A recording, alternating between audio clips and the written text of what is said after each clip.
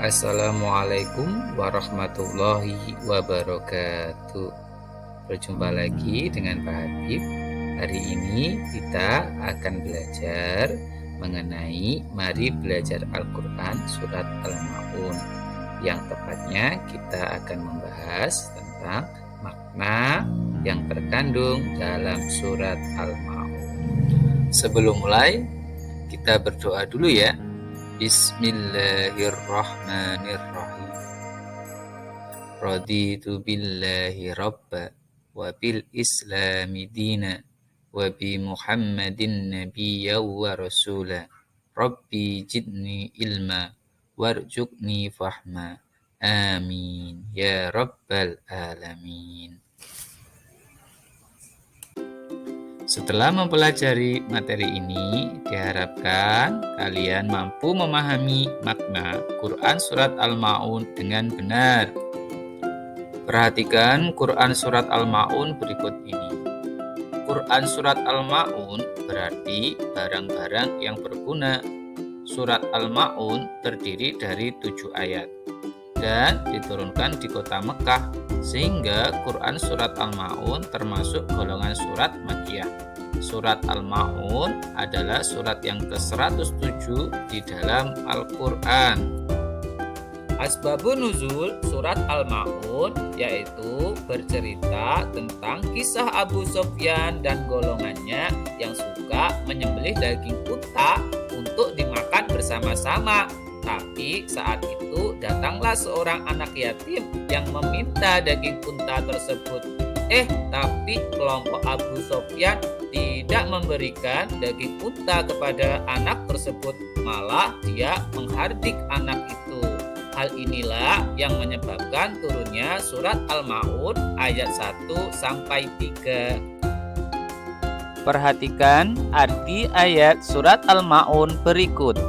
Bismillahirrahmanirrahim. Tahukah kamu orang yang mendustakan agama? Itulah orang yang menghardik anak yatim dan tidak menganjurkan memberi makan orang miskin.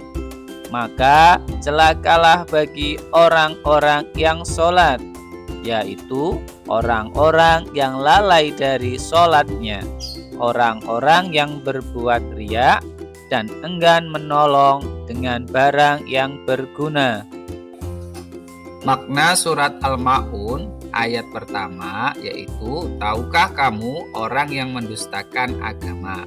Di sini Allah bukannya tidak tahu, tapi Allah menyuruh kita untuk berpikir siapakah orang yang mendustakan agama dan ciri-ciri orang yang mendustakan agama itu. Ciri pendusta agama terkandung dalam ayat kedua, yaitu maka itulah orang yang menghardik anak yatim, yaitu tidak mempunyai kasih sayang pada anak yatim, padahal mereka itu orang yang patut dikasihi. Perlu diketahui, anak yatim adalah anak yang ditinggal mati orang tuanya sebelum ia balik atau dewasa. Dialah yang patut dikasihi karena mereka tidak lagi memiliki orang tua. Ciri yang ketiga yaitu dan tidak memberi makan orang miskin. Maksudnya adalah mereka tidak menolong orang miskin, enggan memberi pertolongan kepada orang lain. Orang yang masuk golongan ini disebut kikir. Orang yang kikir selalu takut menjadi miskin apabila memberikan hartanya kepada orang lain. Makna surat Al-Ma'un ayat keempat dan kelima yaitu maka celakalah bagi orang yang sholat, yaitu orang-orang yang lalai dari sholatnya. Orang yang melalaikan sholat yaitu orang yang tidak pernah menempatkan sholat sebagai sarana untuk berkomunikasi dengan Allah Subhanahu wa Ta'ala, tapi hanya sebagai rutinitas kebiasaan saja. Maksud lalai dari sholat bisa mencakup beberapa pengertian. 1. Lalai dari mengerjakannya. 2. Lalai dari pengerjaan dari waktunya yang ditetapkan oleh syariat. Bisa kebiasaannya mengakhirkan sholat, menunda-nunda sholat, dan sebagainya. 3. Tidak memenuhi rukun syarat sahnya sholat.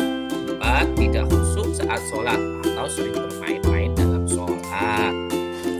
Makna surat Al-Ma'un ayat ke-6 yaitu orang yang berbuat riya.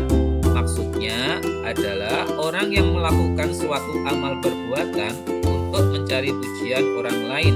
Jadi dalam beramal tidak dilandasi dengan rasa keikhlasan. Makna ayat ke-7, dan enggan menolong dengan barang yang berguna. Maksudnya adalah mereka menolong dengan barang sisa yang mereka miliki atau barang-barang yang tidak mereka sukai yang diberikan kepada orang lain. Ingat, perbuatan itu tidak baik. Jika kita berbagi, bagilah dengan hal-hal yang baik dan pantas untuk mereka berikan. Jangan membagikan hal yang buruk terhadap orang lain. Hikmah yang terkandung dalam Quran surat Al-Ma'un. 1. Mencintai anak yatim. Kita tidak boleh menyakiti atau menghardik anak yatim. Dan jika kita sama-sama anak yatim, kita harus saling menyayangi. 2. Menyayangi dan menolong serta memberi makan orang miskin. Kita juga harus memperhatikan lingkungan sekitar kita. Jangan kita hidup enak sendiri sementara ada di sekitar lingkungan kita yang merasakan kesusahan. 3. Menunaikan sholat tepat waktu, tidak bermain-main dalam sholat dan berusaha khusyuk saat mengerjakan sholat. 4. Menghindari berbuat riya serta ikhlas dalam beramal. Terima kasih telah memperhatikan video pembelajaran dari Pak Habib.